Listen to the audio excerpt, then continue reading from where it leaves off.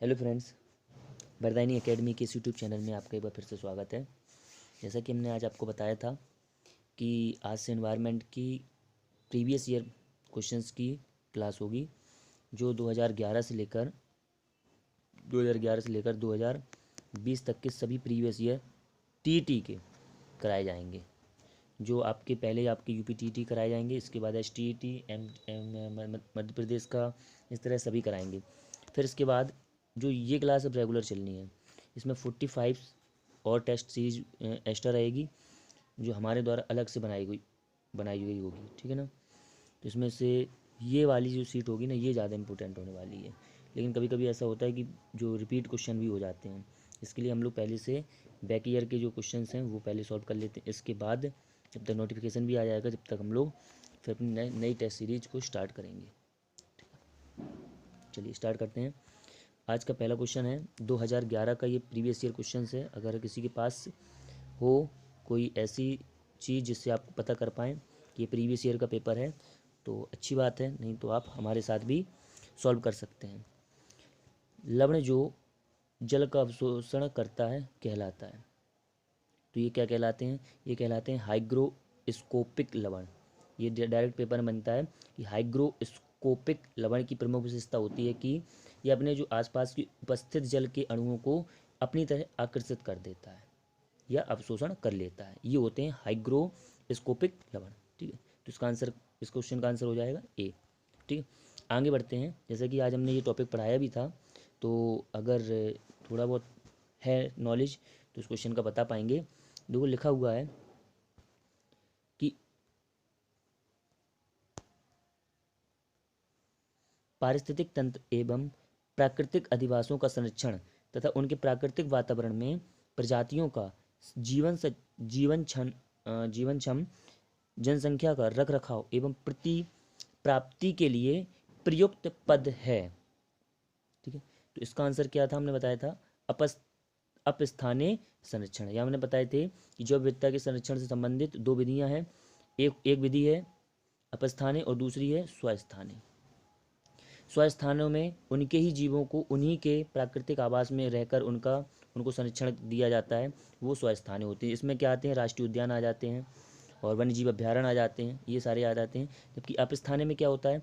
उनके प्राकृतिक आवासों से जीवों को निकाल कर किसी किसी इंसानों के द्वारा कहीं एक पर्टिकुलर क्षेत्र में उन जीवों को रखकर संरक्षण दिया जाए, तो ये होती है अपस्थानिक संरक्षण। तो इसे बोलेंगे इंसिटू, इसे बोलेंगे एक्सिटू। तो इसमें कौन आते हैं? इसमें चिड़ियाघर आ जाता है, इस तरह से एक्वेरियम आता है, ये है। तो इस क्वेश्चन का जो राइट आंसर होगा वो होगा आपका अपस्थानीय संरक्षण। ये लैंग्वेज ध्यान रखना कि ये लैंग्वेज थोड़ी सी नई है, ठीक है।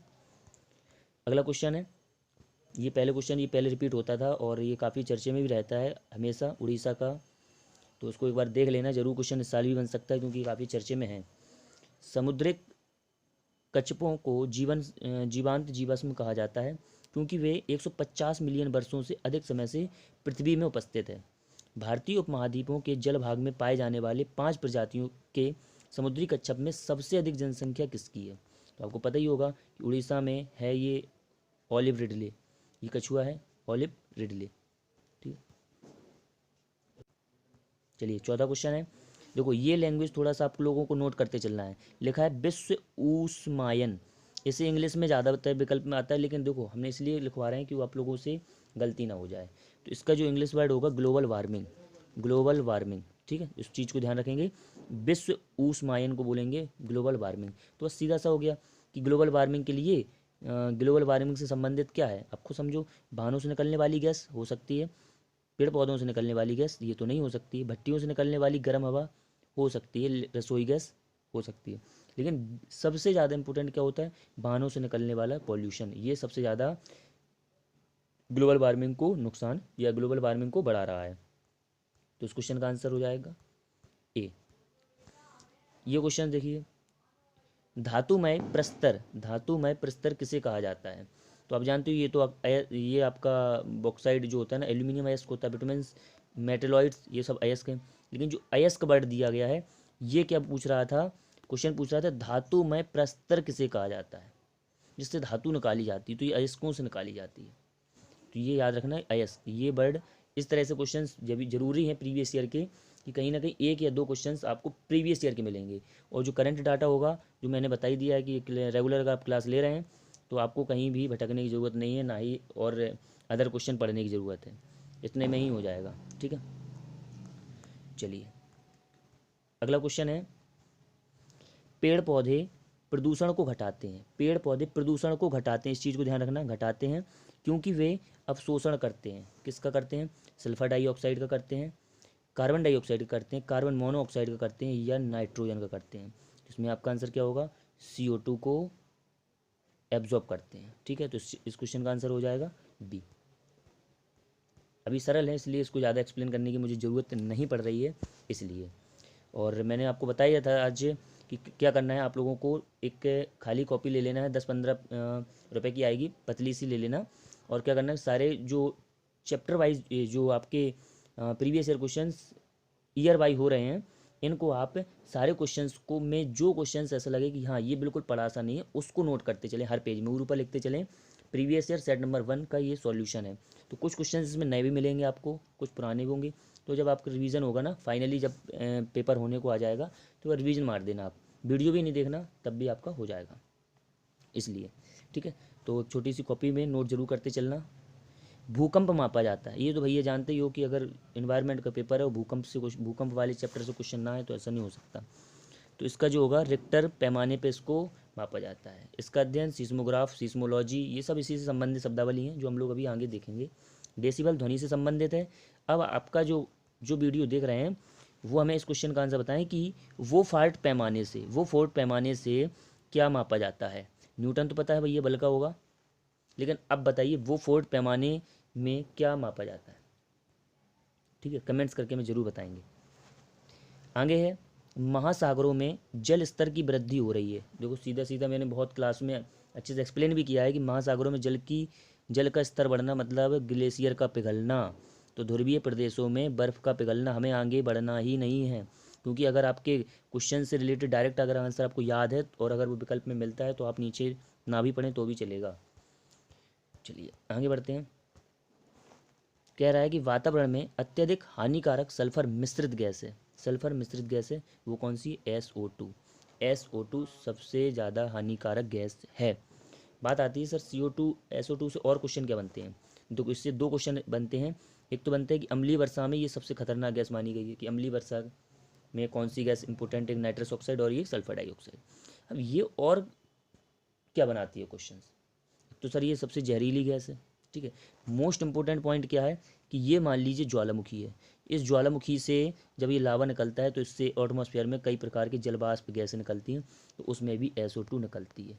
तो यहाँ विकल्प बनेगा कि ज्वालामुखी से निम्न में से कौन सी गैस निकलती है? तो सबसे ज़्यादा तो जलवाष्प निकलती है, लेकिन अगर विकल्प SO2 बनेगा तो आपका आंसर वहाँ भी सही होगा।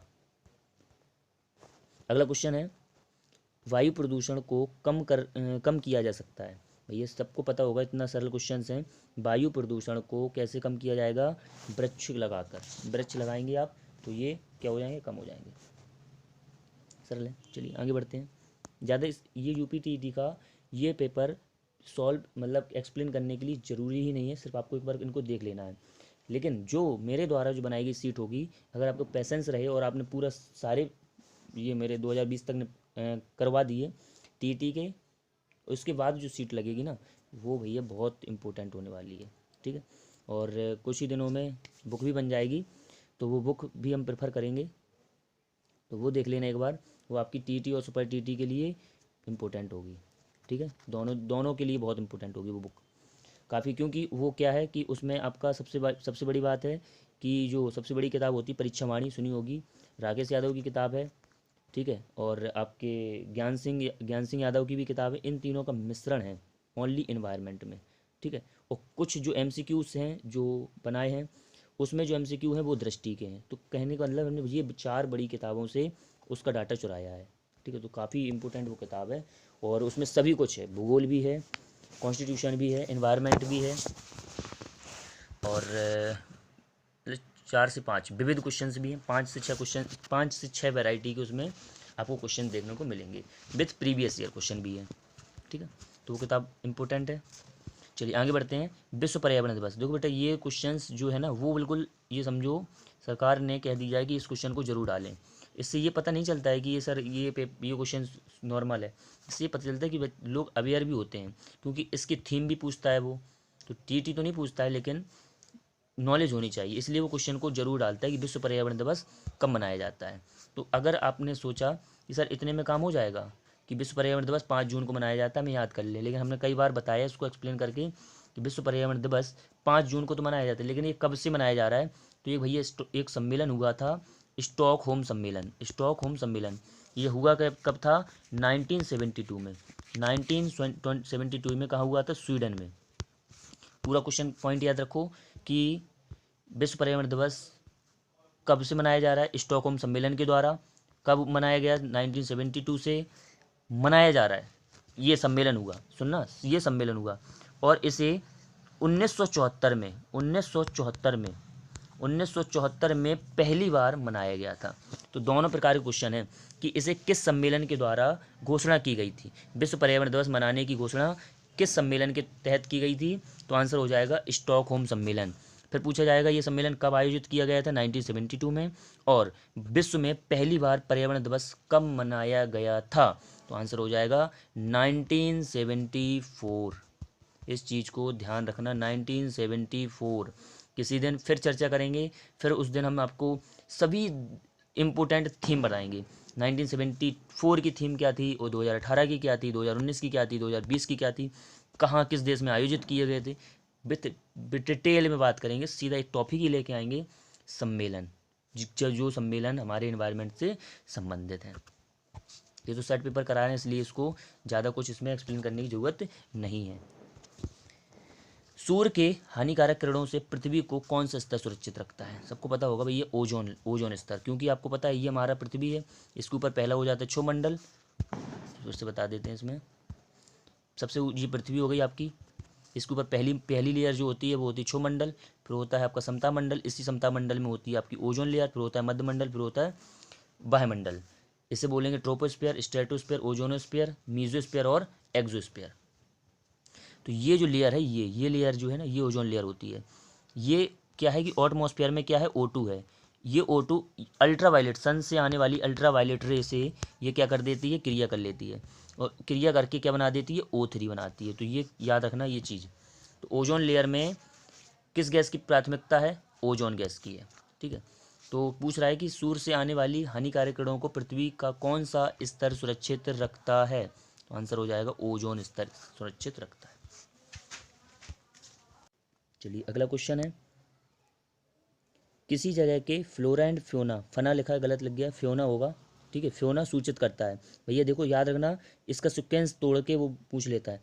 फ्लोरा को बोला जाता है पेड़ पौधे, फ्योना को बोला जाता है जंतु, तो इसका आंसर हो जाएगा ए। याद रखना, फ्लोरा को बोला जाता है पेड़ पौधे और फ्योना को बोला जाता है जंतु, तो यहाँ पे आंसर ये सब गलत है। यहाँ पे देखो जंतु तो दिया है लेकिन यहाँ पे मछलियाँ दे दी, तो ये गलत हो जाएगा। यहाँ पेड़ पौधे दिए लेकिन यहाँ पक्षी दे दिए।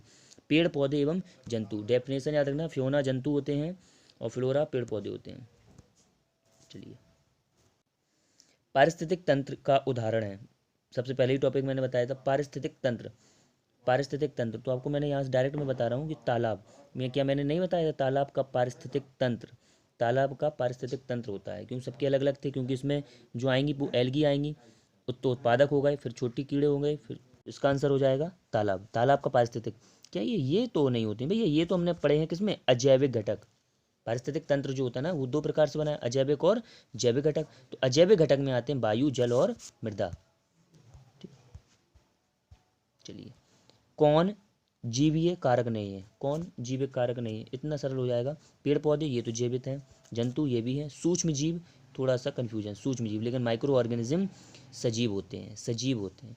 परस्तर ये लेयरों का बताया गया, मिट्टी में परस्तर होते हैं, लेवल होती हैं, तो इसका आंसर हो जाएगा डी। इस क्वेश्चन का आंसर क्या होगा, डी। ये एक जैविक कारक नहीं है। कुछ क्वेश्चन तो बिल्कुल सरल होते ही हैं एनवायरनमेंट में, लेकिन कुछ अच्छे होते हैं। देखो एक याद रखना, नोट कर लो ऊपर किताब में कि दो भूकंप से और पृथ्वी की लेयर से क्वेश्चन 100% रहता है और आता है। अगला क्वेश्चन है, अधिकतर पेड़ पौधे पाए जाते हैं। देखो कितना सिंपल है लेकिन कन्फ्यूजन बहुत करेगा। कि स्थलमंडल में, वायुमंडल में भैया गैसें होती हैं, जबकि स्थलमंडल में पेड़ पौधे होते हैं। इन दोनों क्वेश्चन को हम लोग काट देंगे, ठीक है। तो इसका क्वेश्चन का जो आंसर हो जाएगा वो हो जाएगा ए, स्थलमंडल में, ठीक है। आगे बढ़ते हैं। ये क्वेश्चन तो बहुत इंपॉर्टेंट है, यहाँ आप लोग 50-50% का जो रेशियो रहेगा सही और गलत का, इसको देख लेंगे। कह रहा है कि अन्य मृत जंतुओं पर निर्वाह करने वाली प्राणियों को क्या कहा जाता है। आपको पता है मृत जीवों पर जो डिपेंड होते हैं वो होते हैं अपघटक। अपघटक को इंग्लिश में बोले डिकम्पोजर्स, लेकिन यहाँ पे एक वर्ड और दिया है स्कैवेंजर्स, इसे बोलते हैं प्रकृति का मेहतर।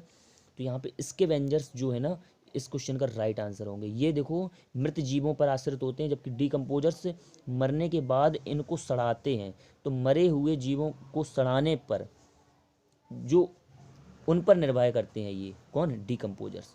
तो यहाँ पे ये क्वेश्चन का आंसर क्या होगा, स्कैवेंजर्स। इसलिए आप लोग, क्योंकि यहाँ तक ये लेवल तो मैंने बताई है कि स्कैवेंजर्स क्या होते हैं, आप लोगों को ज़्यादा से ज़्यादा क्या पढ़ा होगा आप लोगों ने, उत्पादक, अपघटक और उपभोक्ता, ये 3 चीज़ें पढ़ी होंगी। तो अपघटक में आपने पढ़े होंगे जीवाणु, जो मरे हुए सड़े हुए जीवों को खाते हैं। तो वहाँ पे देखो सड़े हुए जीव लिखा होता है, तब ये डिकम्पोजर्स लगेगा। लेकिन यहाँ पे ओनली मृत जीव हैं, तो उनसे क्या आ जाएंगे, स्कैवेंजर्स, मतलब मरे हुए जीवों। इसमें कुत्ता आ जाता है, कौआ आ जाता है, बाज आ जाता है, ये मरे हुए जीवों को खाते हैं, ये सड़े हुए जीवों को नहीं खाते, ऐसा समझना। चलिए आगे है सीएनजी का संक्षिप्त रूप। कितना सिंपल क्वेश्चन है, ये रिपीट भी होता है काफ़ी। Compressed natural gas, compressed natural gas इसका फुल फॉर्म हो जाएगा। चलिए आगे बढ़ते हैं।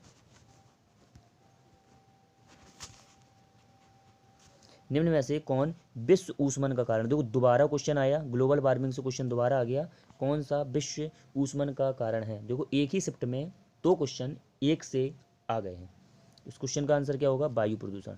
वायु प्रदूषण के कारण ग्लोबल वार्मिंग बढ़ती है। कितना सिंपल क्वेश्चन, और 2 नंबर फ्री के मिल जाएंगे अगर आपको विश्व ऊष्मन का मान या विश्व ऊष्मन के बारे में कुछ पता है कि उसे इंग्लिश में क्या कहा जाता होगा।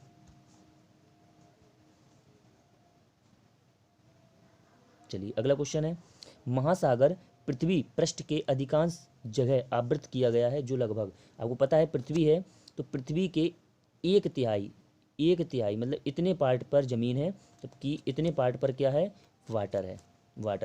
तो हम कह सकते हैं पृथ्वी को अगर हम 4 भागों में बांटें तो 4 भाग में 3/4 भाग जल है, 3/4 भाग जल है, और स्थल कितना है, 1/4 भाग है, 1/4। और पूछ क्या रहा है, महासागर, तो क्या पूछ रहा है, जल पूछ रहा है। तो जल का प्रतिशत कितना हो जाएगा, 3/4।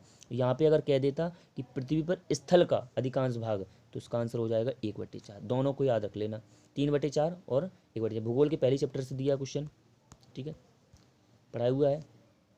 अगला क्वेश्चन है, स्टेलेक्टाइड और स्टेलेगमाइट का में निक्षेपण होता है, तो इससे किसका निक्षेपण होता है, कैल्शियम कार्बोनेट का। इसको गूगल करके देखना तो आपको दिखेगा, तो चट्टानों से कुछ इस तरह के सॉल्ट लटक रहे हैं, ठीक है ना, इस तरह के। तो ये बहुत इंपॉर्टेंट चीज़ है कैल्शियम कार्बोनेट। तो यहाँ निम्न में से कौन वायु प्रदूषण का उदाहरण है, वायु प्रदूषण का उदाहरण है। ऐसे क्वेश्चंस कितने ज़्यादा इजी हो जाते हैं। चलिए तो इस क्वेश्चन को देख लेते हैं एक बार। धुआं और कोहरा, हाँ वायु प्रदूषण। वाहनों से निकलने वाली गैस, 2 हैं तो पक्का है कि ये डी होने वाला है, डी होने वाला है। जलती हुई लकड़ी या चारकोल से निकलने वाली गैसें, ठीक है, तो इसके आंसर डी होगा। मतलब तीनों विकल्प इसके सही हैं जो वायु प्रदूषण को या वायु प्रदूषण को फैलाते हैं। धुआं और कोहरा, ये सब सरल क्वेश्चन था, ठीक है। चलिए आगे बढ़ते हैं, ये भी सिंपल है। भारत तथा दूसरे देशों में प्रदूषण को रोकने के लिए बनाए गए नियम ... का प्रयोग किया जाता है। तो सबको पता होगा कि प्रदूषण रोकने के लिए किस पे सबसे ज़्यादा किया जा रहा है फोकस। अपने ये चर्चे में भी रहता है, नॉर्मली हम लोग मार्केटों में देखते हैं कि प्लास्टिक बैग पर बैन लगाए जाते हैं बार बार। इस क्वेश्चन का आंसर क्या होगा, बी, प्रदूषण को रोकने के लिए प्लास्टिक बैग, पॉलीथीन, इन सबको बंद किया जा रहा है ना। चलिए आगे बढ़ते हैं। हवा में उपस्थित ऑक्सीजन का प्रतिशत कितना होता है, ऑक्सीजन का प्रतिशत कितना होता है। अब इससे सरल क्वेश्चन क्या होगा, 21%, ठीक है। 78% नाइट्रोजन, ठीक है। और गैसों के बारे में डिटेल में हमने बात की है एक अदर वीडियो में, लेकिन फिर से करेंगे, उनको चैप्टर वाइज भी लेके आएंगे। लेकिन अभी तो हम सिर्फ सेट पेपर को सॉल्व कर रहे हैं कि आप इसकी एक बार नज़र मार लें, 1.50 से देख लें तो भी अच्छा रहेगा। सिर्फ आपको देखना है कि क्वेश्चंस कैसे आए थे और क्या क्या इसका विकल्प हो सकता है। अगला है परम शून्य ताप, मतलब परम ताप पैमाना कौन सा है, ठीक है। तो अगर नहीं पढ़ा है तो आपने तो इसका आंसर जो होगा वो होगा केल्विन, क्योंकि ये तीनों ऐसे लग रहे होंगे सर ये तो मैंने देखे हैं, ये तो मैंने देखे हैं, लेकिन ये इसका आंसर होना चाहिए था सर ये सभी, लेकिन ये क्या है भैया, इसमें लिखा है परम तापक्रम पैमाना केल्विन पैमाना होता है, इसलिए गलती से भी आप डी मत लगा देना। तो परम ताप पैमाना कौन सा होता है, केल्विन होता है। ये धुरंधर स्टूडेंट जो होते हैं ना उनसे ये गलतियाँ होती हैं। अगला है प्रकाश संश्लेषण संपादित होता है, एक प्रकाश फोटोसिंथेसिस से क्वेश्चन बनता है, ठीक है। तो प्रकाश संश्लेषण सभी पौधों द्वारा, ये मैंने बहुत अच्छे से बताया था कि कभी भी गलती सभी पौधे नहीं लगाएंगे किस पे विकल्प, जब भी प्रकाश संश्लेषण वर्ड देगा तो वहाँ पे हमें इस चीज़ को ध्यान रखना है, हरे, सभी हरे पौधों द्वारा प्रकाश संश्लेषण की क्रिया कंप्लीट होती है, जबकि सभी पौधों नहीं करते हैं क्योंकि इसमें कुछ इंसेक्टिवोरस प्लांट भी आते हैं। ध्वनि या ध्वनि प्रदूषण मापा जाता है, ध्वनि प्रदूषण मापा जाता है। अब इससे भी सरल क्वेश्चन क्या होंगे, ध्वनि प्रदूषण मापा जाता है डेसिबल में, ठीक है, डेसिबल। यहाँ पे देखो डेसिमल लिखा है, ये गलत हो जाएगा, डेसिबल होता है। अगला है निम्नलिखित में से कौन सी अंतर्राष्ट्रीय संख्या पूरे विश्व में पर्यावरण सुरक्षा की देखभाल करती है, तो इसका हो जाएगा कौन करती है, ये पेटा करती है। ये कौन करती है, पेटा करती है। ये WHO अंतर्राष्ट्रीय जो संस्था है ना, तो उसमें जो स्वास्थ्य संबंधी देखभाल होती है वो पूरे विश्व में करती है, और यहाँ पे वो ये करती है, याद रखना, ये WHO के बारे में मैंने बताया ना। वो जो पेटा है ये UNO की जो अंतर्राष्ट्रीय संस्था ये भी है, ये पर्यावरण सुरक्षा की देखभाल करती है पेटा, ये पर्यावरण सुरक्षा करती है, और ये आपकी हम स्वास्थ्य संबंधी देखभाल करती है अभी। और WHO तो अभी वैसे भी पता होगा, काफ़ी चर्चे में है।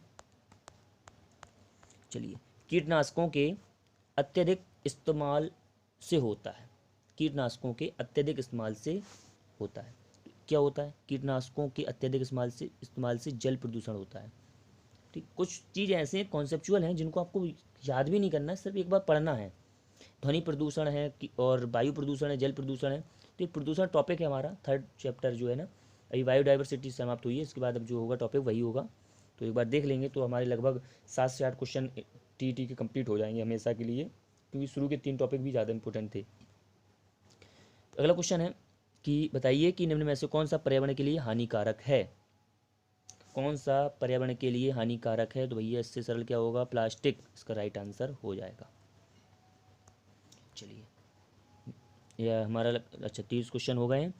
चलिए, अब हमें आप लोग स्कोर ज़रूर बताना कमेंट्स में, जैसे कि मैंने बताया था कि कितने नंबर आपके 30 आउट ऑफ आए हैं, जितने भी आए हैं और जो नहीं क्वेश्चंस आए हैं, लगभग सारे क्वेश्चंस तो आए नहीं होंगे, जो क्वेश्चंस नहीं आए आप उनको ज़रूर नोट किए होंगे, यही आशा करते हैं। और कल मिलते हैं हम लोग एक नए क्लास के साथ, नए सेट पेपर के साथ, और वो पेपर जो होगा ना वो बहुत ही इम्पोर्टेंट है। मैंने जानबूझ के आज थोड़ा सा मॉडरेट पेपर रखा है, जिस दिन ईजी नहीं है ना ही मॉडरेट है, कुछ क्वेश्चन इसमें नए थे कुछ पुराने थे, लेकिन अगला पेपर सेट पेपर होगा वो थोड़ा सा सरल भी होगा, ठीक है, लेकिन हमें कराने सभी सेट पेपर हैं, ठीक है। तो मिलते हैं हम लोग कल, धन्यवाद, जय हिंद।